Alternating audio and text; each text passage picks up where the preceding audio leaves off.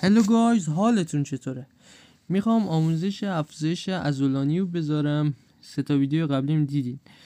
بریم سراغ آموزش. وارد سایت پیکسورس ای آی میشیم. لینکشو توی دیسکریپشن واسهتون میذارم. مرحله اول باید لاگین کنیم با ایمیلمون.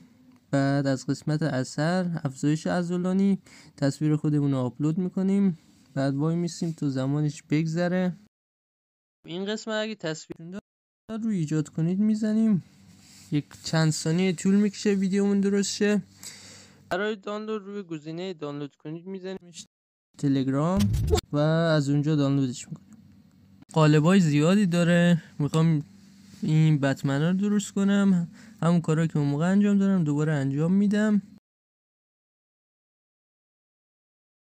روی اون آدمک کلیک میکنیم و گزینه لاگ اوت. بعد با یک ایمیل دیگه وارد میشیم.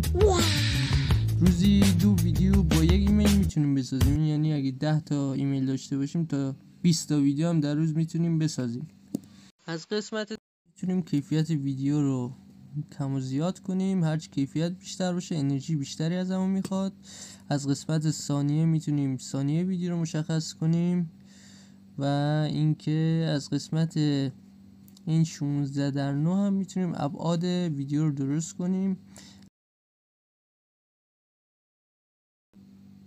خب اول که وارد میشیم 90 تا اعتبار اولیه میگیریم، 90 انرژی، و اینکه روزی 60 انرژی بهمون میده. از اینجا هم زبان سایت رو میتونیم عوض کنیم. امیدوارم از این ویدیو خوشتون اومده باشه.